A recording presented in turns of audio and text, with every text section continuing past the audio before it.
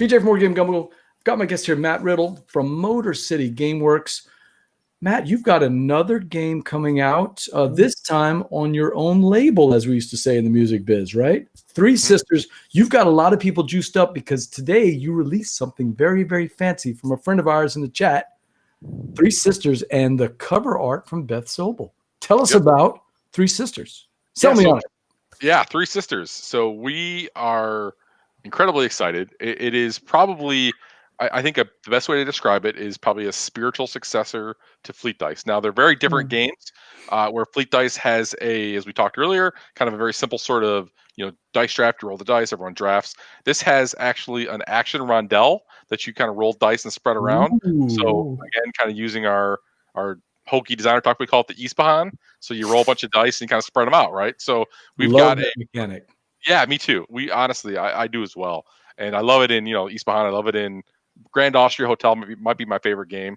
So either way, all that to say, it's nothing like Fleet Dice or Ispahan really, but kind of the idea was we're going to take the this idea of sort of action selection, right? And again, so we've got in this case, instead of custom dice like Fleet Dice, they're just D6, and we are able to take the D6 and you sort of spread them out around the rondelle based on how you kind of clump them together by value.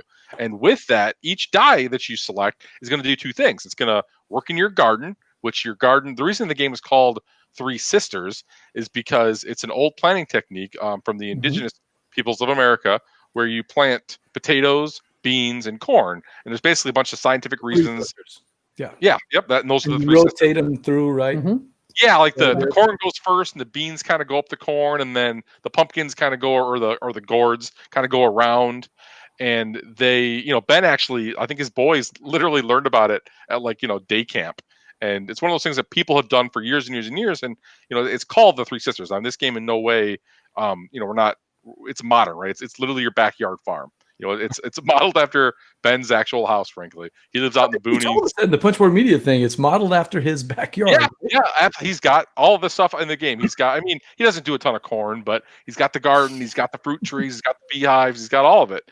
And we live in kind of rural, sort of the northernmost borders of Detroit, and you can get a little space if you're out this far. So either way, all that to say, Three Sisters is based on, it's a very much, so the whole cool bit, frankly, is when you take a die off of the action rondelle, you're going to use the value of the die. That's going to tell you which portion of your field you're going to plant or water, because you've got to plant your corn, and then it's got to grow, and the corn's got to be so high, then you can plant your beans, or you can plant your pumpkins around the outside edge. So the die selection is going to give you the action from the action rondelle, and it's going to give you if you pull a 5, it may be, so now you got to work in zone 5, and then you also get the action from the rondelle, which may have been farmer's market or the shed, or there's different actions that you've got mixed in. So every die is giving you two things, and the whole push and the pull is making sure that you are maximizing your planting and your watering, because that's how you get points, right? Is to grow your corn, grow your beans, grow your pumpkins, and then also doing all the other kind of things that you'll recognize from Fleet Dice, where we've got the sheds full of tools that modify how you play, and then there's the beehives and the fruit trees that score points different ways, and then there's the the perennials are below the garden, and they kind of give you bonuses, and it's got that very much has that kind of Fleet Dice-ish action. It's not a board game with, you're trying to elevate that roll. Exactly. It's very much a Euro strategic board game that happens to be a roll and write. And you get these, multiple actions where you're like, this gets you that, gets you these, gets you here, go do this. And you're doing that whole thing, right? And that's really what we wanted to do. And we did this because we wanted, the reason we're doing it as Motor City Gameworks is because we truly feel like this is still, even a year, almost 2 years after Fleet Dice is released, still a somewhat untapped, market. This idea of these kind of thicker, heavier strategic roll and writes, and we wanted to do our own. And we wanted to make a game that was different than Fleet Dice, and it is, but it's still sort of, you could recognize it as a, sort of a progression almost from Fleet Dice. It's not more complicated, but it's definitely different, because of the way you're doing the action selection and the dice in the rondelle. So, but you'll feel like, okay, you'll recognize elements, but not in any way that makes you feel like, okay, this is the same game again, just different theme. It's a different game altogether, but kind of builds off of, I think what we've got, sort of our equity we built from Fleet Dice. So that's kind of the point. I'm calling shenanigans though, Steve. Because Matt tells us that, it's all about the mechanic. I don't care about the theme. but the entire description of the game was all about how you got to do this with the planting and you got to water and the corn grows. I mean, you're buying into theme, I think, Matt Riddle. It is. It is. So a roll and write is actually a good way to do theme because you can you basically just draw this little map out and you're like, okay, so how are we going to represent planting your corn? Plant your corn, and then you got to water your garden. When you water so honestly, my favorite part of Three Sisters is you've got this really cool garden that's in 6 segments, right? Because D6, right? And there's a mechanic that twice a game it rains, and when it rains, everything grows. So basically, there's a push and pull between when you plant your seeds, then you have to go water them, and they grow. And each little piece of corn is 4 boxes, and each bean is 2 boxes, and pumpkins are varied between 1 and 5 boxes.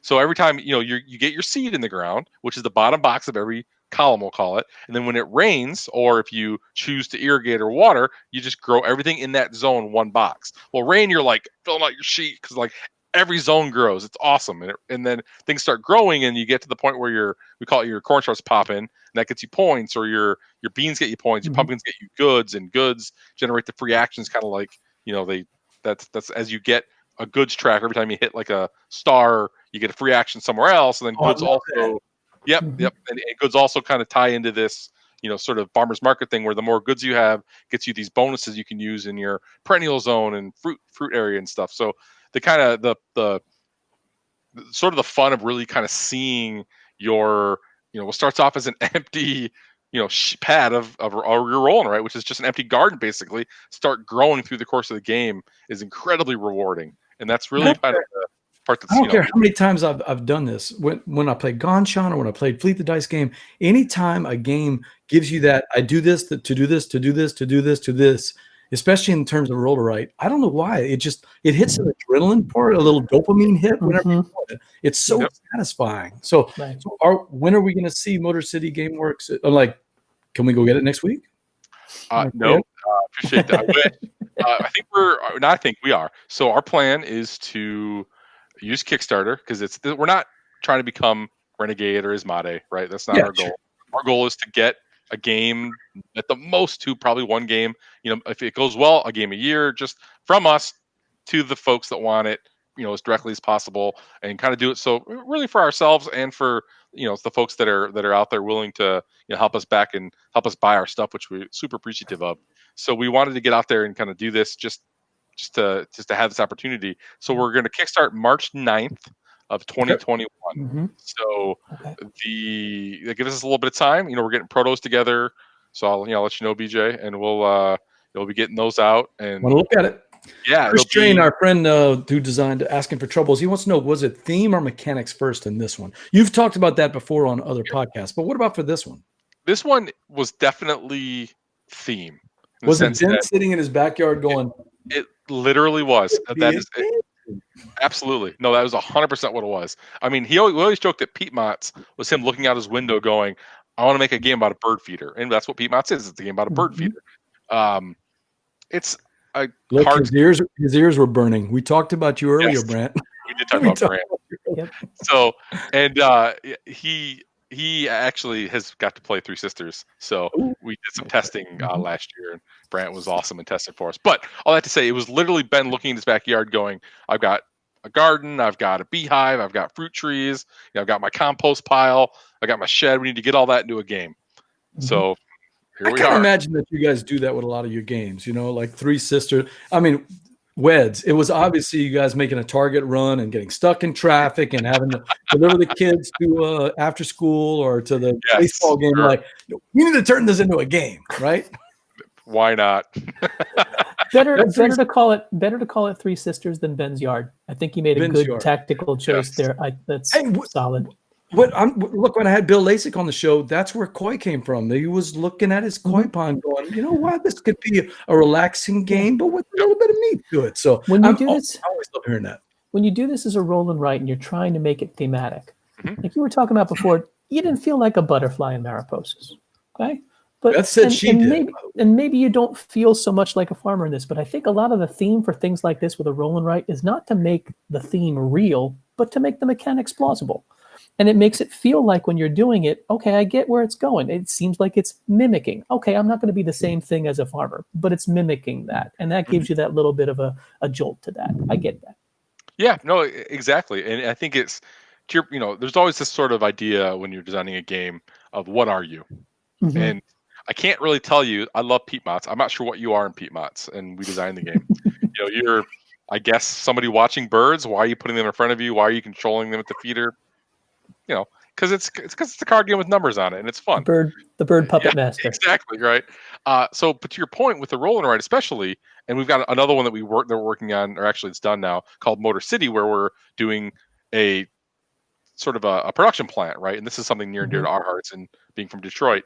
And again, it's to your point. You're not feeling like you're an engineer, but what you're doing is you're replicating the zones of either, in this case, in the case of Three Sisters, a garden. In the case of Motor City, you're representing the zones of a production plant. So the things you're doing inside those zones need to be as much as you can, sort of feel like the thing you're supposed to be doing, right? You're planting corn and it's growing, and I mean the shed's abstract very much, right? The shed is a whole bunch of tools that give you bonuses, right? So it's upgrading what you're doing, right? Yeah, exactly. Like, why does the shovel give you a bonus when you grow hydrangeas? Because we told you, right? Because so. But to your point though, it's very much making sure that the things that you're doing on this pad of paper feel like the thing that you're telling people that they're doing. Right. Paycheck.